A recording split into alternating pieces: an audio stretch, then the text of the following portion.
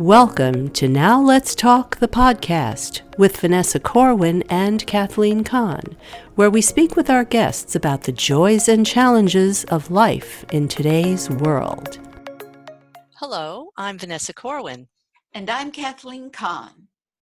We're officially into the Trump presidency, and U.S. and allied support for Ukraine is in jeopardy.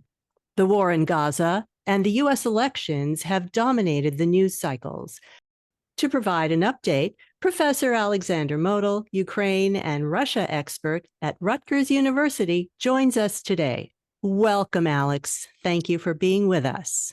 Thank you for having me. It's always a pleasure.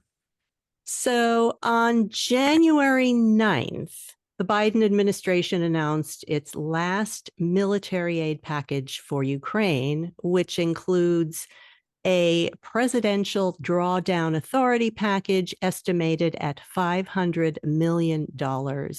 And this will provide Ukraine with capabilities such as missiles for air defense, air-to-ground munitions, and equipment to support Ukraine's use of the F-16s. So what does this mean for Ukraine? And can the Trump administration kill this package? Well, it's welcome. Any assistance is always welcome, but it's unfortunately somewhat typical of the Biden administration. Too little, too late. Biden waits until the waning moments of his presidency to up the ante and provide a little more assistance. This should have been done months, if not years ago. That said, better late than never. As to President Trump, I mean, the fear was that he was going to cut off aid. Based on his rhetoric during the campaign, it looked like he had no sympathy for Ukraine whatsoever, and he held a very derogatory attitude towards President Zelensky.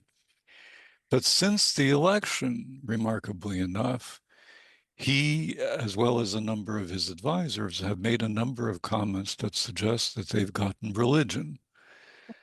So Trump recently criticized Putin. He accused him of destroying Russia.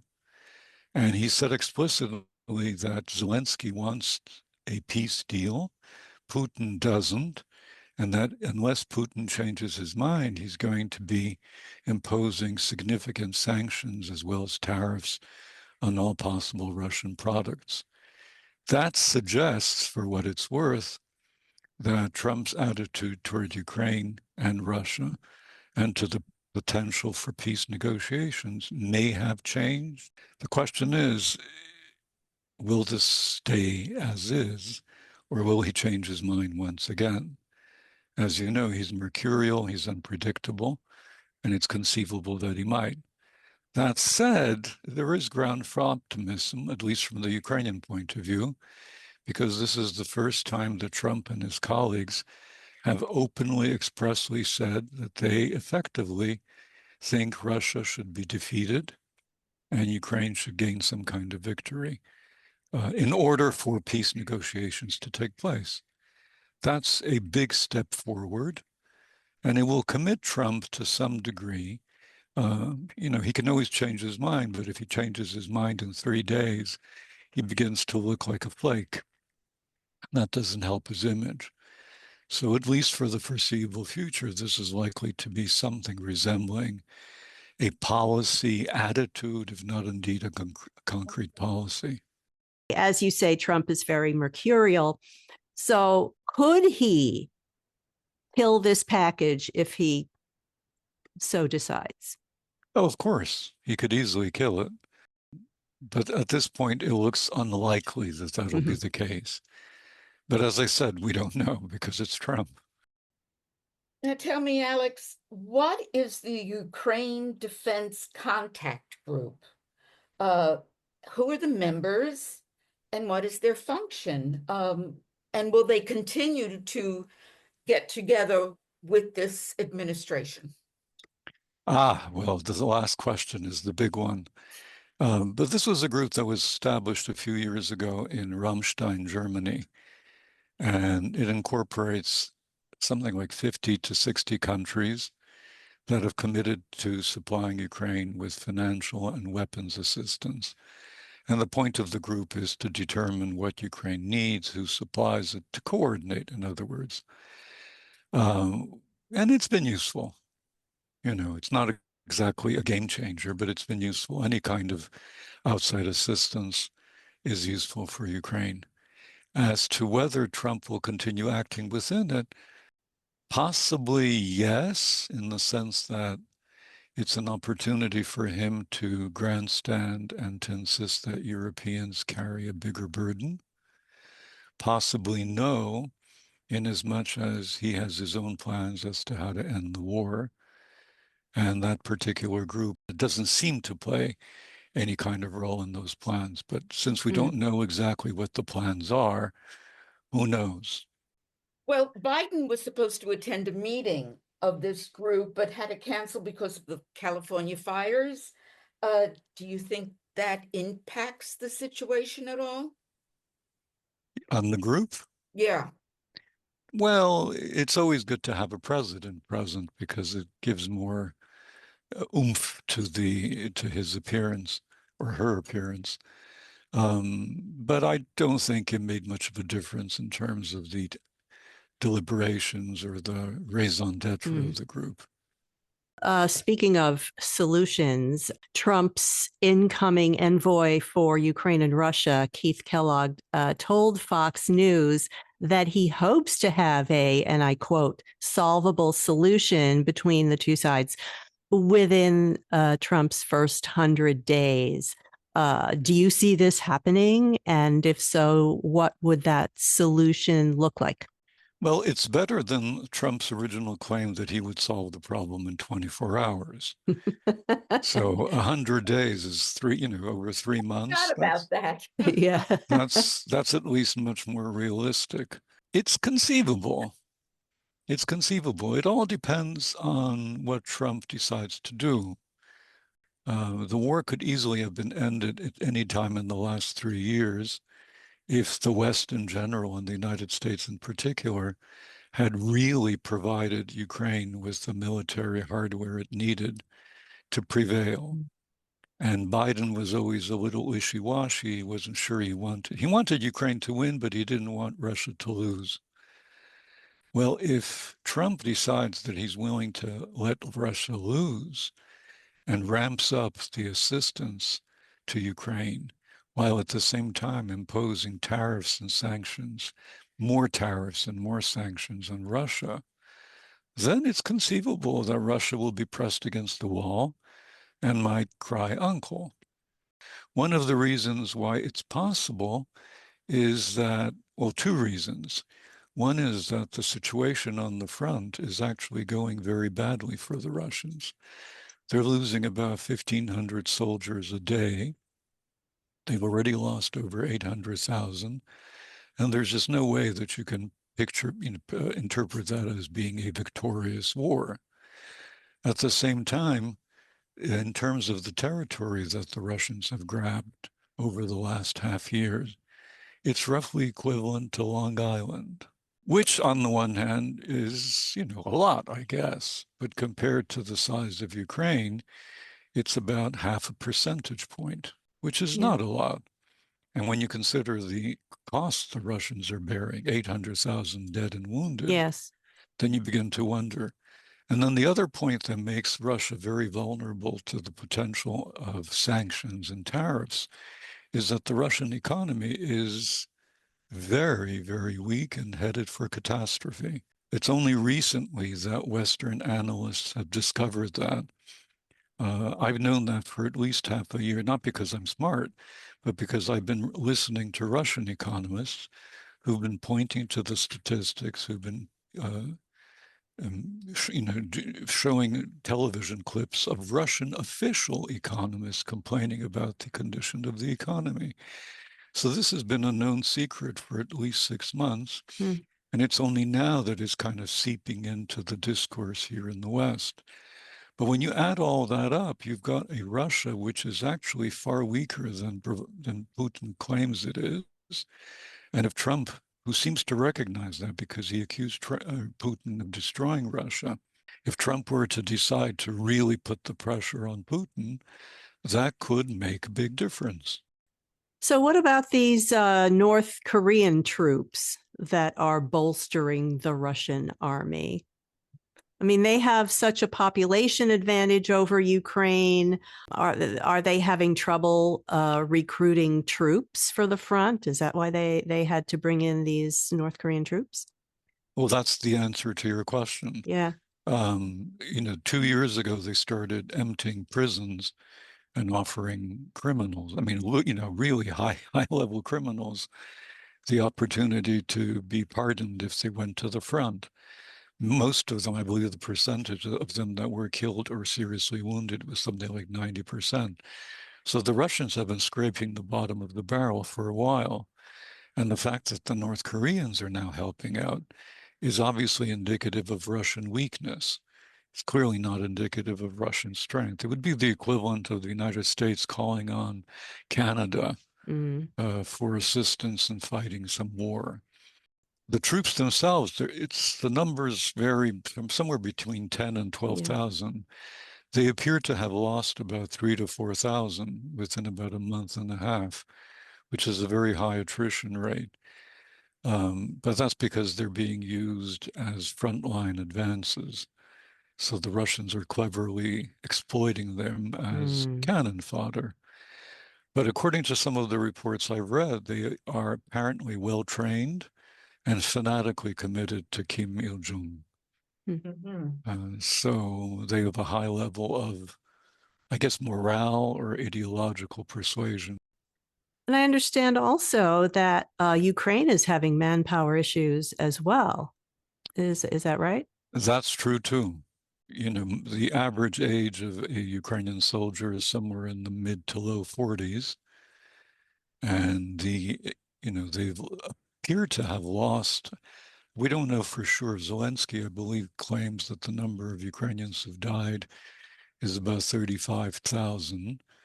That seems very low, but it's conceivable that it's correct. But they are at the point where they need additional soldiers. There's also a problem with desertion. It appears to be centered on only on a number of areas on the front line where the Russians are pressing the hardest. But there are reliable reports that soldiers have deserted.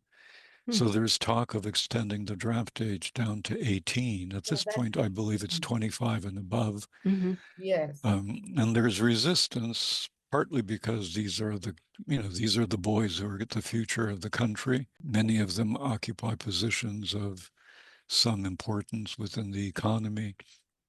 They are the ones who are IT experts. Yes. At this point, the Ukrainians are resisting. If the war drags on for more than half a year or a year, they may need to lower the draft age. With that said, how is the morale among the troops, the Ukrainian troops, and the people of Ukraine? Well, clearly those soldiers who've deserted or who've refused to sign up after being drafted, and there seem to be a fair number, those are clearly suffering from morale. But based on reports provided by journalists who've been to the front lines, it seems that the soldiers on the front lines still have a high level of morale. Hmm. So it's, a little bit of both. But in general, they're still committed. The same is true for the population.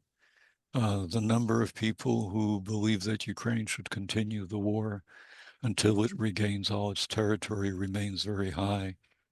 They're determined to pursue the war. They're unwilling to accept a half-hearted peace. So that's still high. It's obviously lower than it was 3 years ago or 2 years ago, Hmm. because the wear and tear of the occupation, the impact on infrastructure, the lack of heat Yeah. and electricity Right. gets people down, of course. Yeah, you had mentioned a while ago when we spoke to you about the winters in Ukraine to be prepared for that, how difficult that is for the people and the soldiers. And the soldiers, exactly. I did read a report recently that apparently much of the energy infrastructure, the plants that provide electricity, The Ukrainians have been very adept at quickly repairing them. So the Russians knock it out, and within a few days or weeks, most of it seems to be back online. Again, the person who wrote this is someone I trust, and he's a journalist. Mhm. So that seems to suggest that things aren't quite as bad as they were envisioned a year ago. Hmm. But one would need to know more about this to be able to say this with complete certainty. What about the European allies? Are they still strongly supporting Ukraine? In general, yes. The countries that are weakest on that score are Hungary and Slovakia. Their prime ministers, Mr. Orban and Mr. Fico, Hmm. are both supporters of Putin. But the Baltic states, Poland, are very enthusiastic, very supportive. The Finns, the Scandinavians more generally are supportive.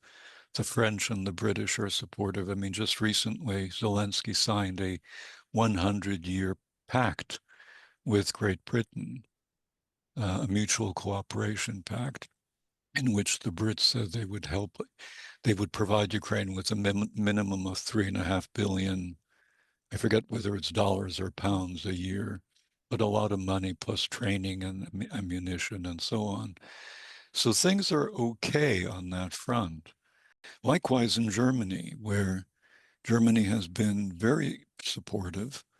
It's kind of backtracked a bit in recent months, but the person who's likely to win the election that's slated a few weeks from today is very much a strong Ukraine supporter. So it looks like Germany will get back on track as well. Well, I'm That's, glad to hear that about yeah.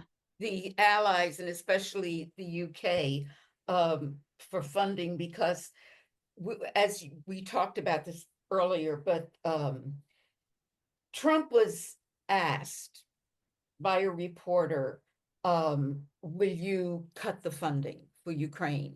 He just babbled. He didn't answer. Yeah. So that's what scares me. That with Well, what Biden has done, he might just say, I'm done. No, we're cutting it. that's conceivable. It's again with him, you just don't know. And until the statements he made after being elected, I would have said, unfortunately, you're absolutely right. But now he, Rubio, Yeah. and the general who's been appointed the intermediary for the war, Ah. they've all been making positive noises. They all sound like genuine statesmen as opposed to just fly-by-night policymakers. So at this point, I'm a little hopeful. Well, this is Um, encouraging. yeah. A small bright spot there. What about China? How do they fit into this picture? Well, the Chinese, I mean, apparently they do provide some military assistance in the form of technical parts. And they're clearly on Russia's side. But in effect, now they want Russia to win. They certainly don't want Russia to lose because that would destabilize the entire Eurasian landmass. But they've been very standoffish. When you consider what the North Koreans have done, provided hundreds of thousands of shells, tens of thousands of soldiers, they're potentially promising more soldiers sometime in the summer. And when you consider the size of North Korea and compare it to the size and resources of China, then China has basically been involved in getting a free ride. They've been paying far less. They've been paying lower than market rates for Russian oil and gas. Hmm.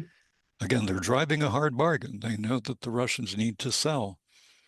They refuse to deal in rubles. They insist on hard currency. And most recently, after Biden imposed sanctions on Russia's ghost fleet, Mhm. this is a series of about 200 tankers that they're kind of semi-registered, semi-unregistered.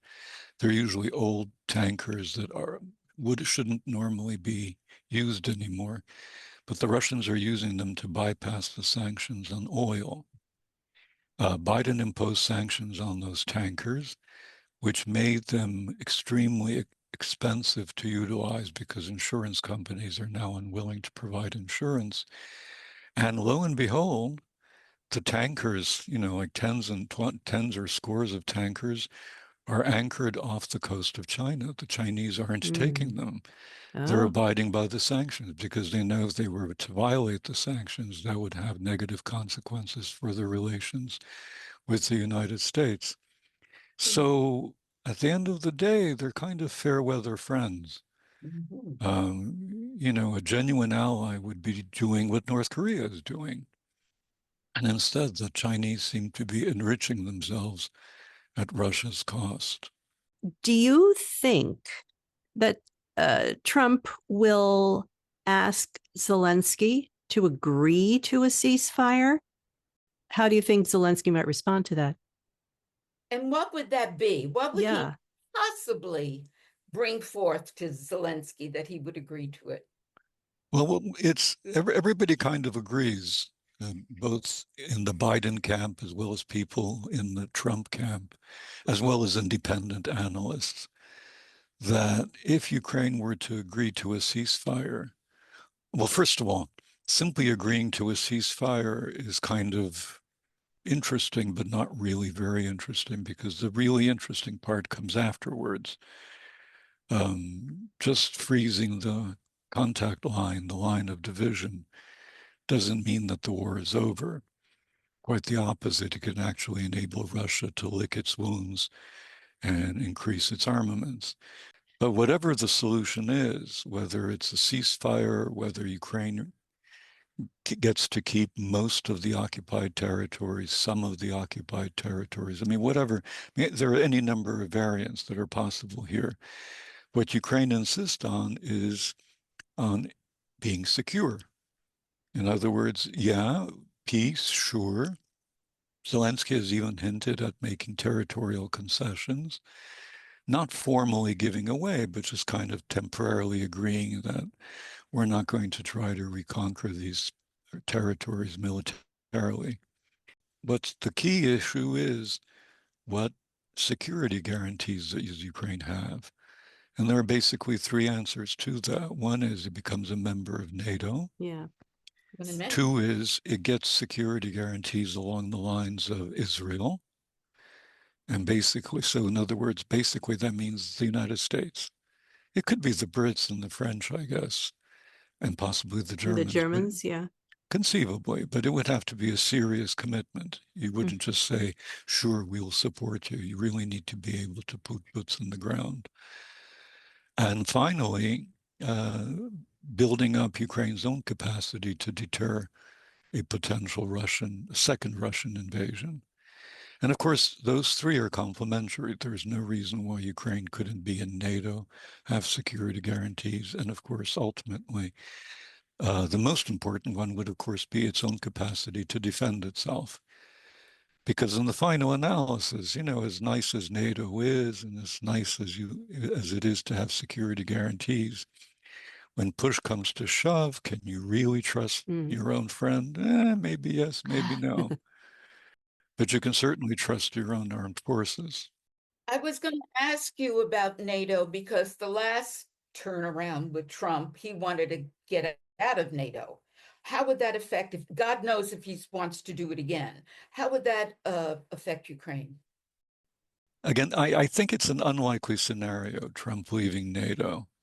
But if he did, it would obviously weaken NATO, and at least for a certain period of time, really terrify the Europeans, who would have to start spending a significantly larger amount of money on defense. It would cause confusion. It would lower their capacity to resist Russian aggression. It might actually invite a Russian invasion of the Baltic states and Poland.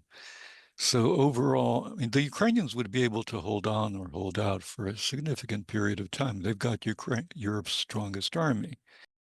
But that said, it would be a disastrous move, or less so for Ukraine, although obviously it would have negative consequences, but mostly for Europe and NATO in general. My own sense is that Trump is using NATO in order to pressure the Europeans to spend more money in defense. And he's saying things like, if you don't spend 5% of your GDP, we won't defend you in case the Russians invade. Frankly, he's got a point because the Europeans are richer than America. And they're spending, I mean, most of the countries in Europe are spending about 1.5% of their GDP, even though they all agreed a few years ago to be spending 2.5%. And Trump has a point when he says that they're getting a free ride. But it would make no sense for him to leave NATO. It makes a lot of sense for him to blackmail NATO. But to do that, you got to be in NATO. Would Putin accept ever Ukraine as a sovereign state? Putin, no. I mean, he may be forced to live with it. So if the US and Ukraine and the West pressure him, he may have to accept the inevitable simply because it's the inevitable, and we're pressuring him to do so. But he himself, in his heart of hearts, will never accept it. He's been so explicit in his rejection of Ukraine and Ukrainians as a separate state and nation. Yes. And he's essentially staked his entire career on the war. More than his career, his life, his image, the way he's remembered by history. So for both his personal ideological reasons, as well as for these more tactical political reasons, he just can't suddenly shift gears and say, oh, sure, whatever. Right. You know? And besides, if he were to do that, people would start asking, Russians would start asking, so why exactly did we lose 1 million soldiers? To do what? Yeah, because they're not getting the real story, right? Russia is controlling very much what the Russian people hear on their media. Exactly. All right. But at some point, you got to figure, with 800,000 casualties, you got to figure that even Russians can see the crippled soldiers on the streets. Sure. And then there's inflation, which is beginning to approach hyperinflation. There's a shortage of products. All of these things are things that are beginning to affect Ivan Q. Public. And if Trump puts these sanctions on top of that, that's really going to hit home for them. That could be the turning point. Again, it's hard to say, but it certainly could be. It just interests me that, he was so in love with Putin, and now all of a sudden there's a turnaround. And maybe it's because he realizes that Russia is not as strong and he only deals with people that are going to win. Yeah. That may very well be it. The question is, how did he learn that Russia isn't strong? Because that was evident 2-3 years ago.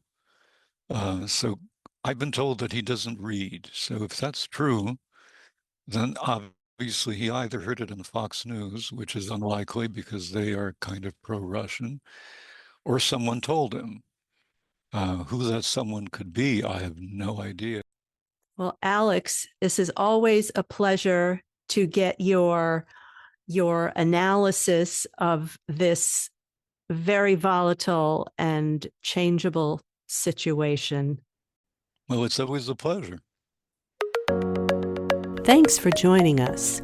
We'd love to hear from you, so please visit our website at nowletstalkthepodcast.com and send us your comments and questions. We'll see you next time.